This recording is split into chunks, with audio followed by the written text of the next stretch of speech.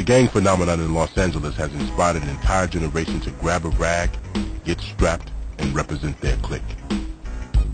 Movies such as Boys in the Hood, Menace to Society, and Colors have given mythical status to the Los Angeles gang scene.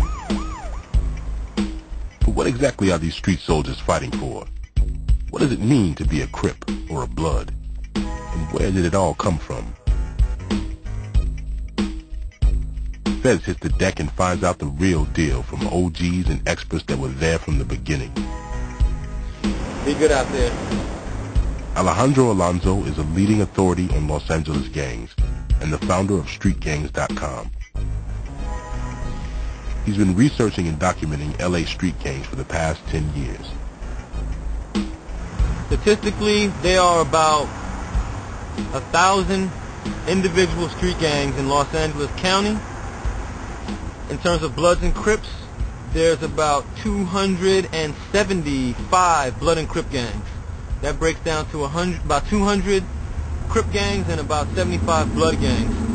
All the gangs together in LA County come out to between 100 and 150,000 members.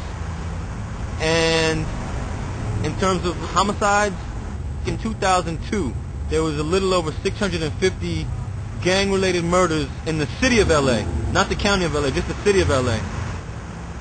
The origins of the Crips and the Bloods, that goes back to about 1969, 1970, and it developed out of the political era of the 1960s locally in Los Angeles, and it pretty much all began as a resurgence of the old gangs from the 50s when the political power structure and the black leadership in LA was pretty much decimated, assassinated, killed off, and left the power vacuum for young kids to organize again, and what developed out of that were the Bloods and the Crips around 1969-70.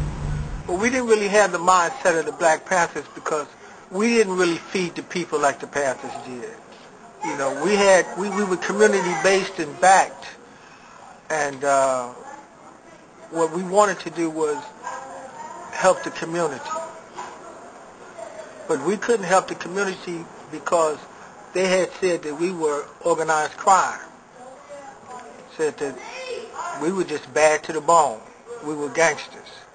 So we never did get a chance to prove to anybody that we had good inside of us. Only thing they heard about was how many drive-bys and how many guns and how much dope we had. So they never gave us a chance to figure out what was good about gangs.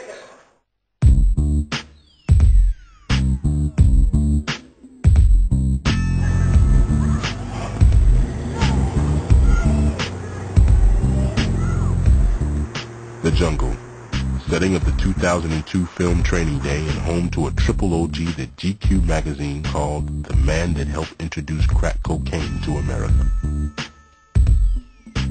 We had the unexpected pleasure of being titled 10 Most Wanted Gang Leader in South Central Los Angeles. I did that for a couple of years. Right now, I run my own company. I'm the CEO of my own company called Sidewalk University. I've been shot 4 times, stabbed twice, had more fights than Mike Tyson, and never got paid for none of them. Man. So I've been there, done that. You want to know the real about what the real is? Then come talk to the real. I'm going to tell you the real. Where we at right now is Baldwin Village. It's the jungle. One of the communities in California. All blood. This is a blood sanctuary. Bloods come here to hang out.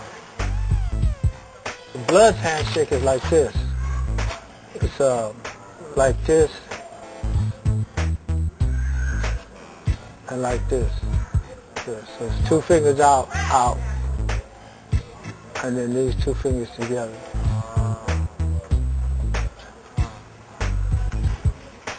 Now, I'll tell you something that's funny, is that everybody in the beginning of this wore blue rags. Everybody. So we had to find a way that would distinguish ourselves from the Crips. The way we did that was by a red rag. The red rag symbolizes the blood that we had shed. The white that's in the red symbolizes the celestial bodies, the stars, the heavenly bodies, and the black represented us as black people. This is a picture of my brother. He's from the opposite gang. He's from Harlem Crips, which is our arch enemies. But they, you know, I always thought that there was a difference between Bloods and Crips. There's no difference. There's no difference at all. The only difference there is that Crips wear blue and Bloods wear red. But the cultural thing and everything else is basically the same.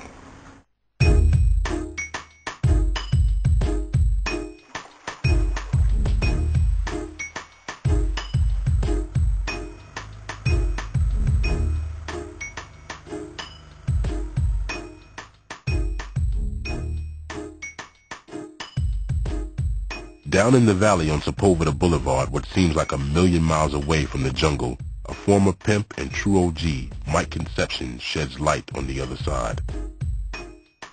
Confined to a wheelchair as a result of a shooting over a $38 gambling debt, he knows all too well how senseless the game can be.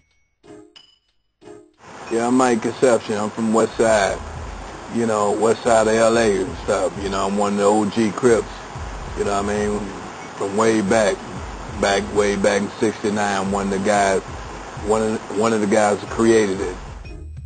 Raymond Washington kind of single-handedly started what I call the Cribs, C-R-I-B-S, not C-R-I-P-S, in '69, late '69, early '70.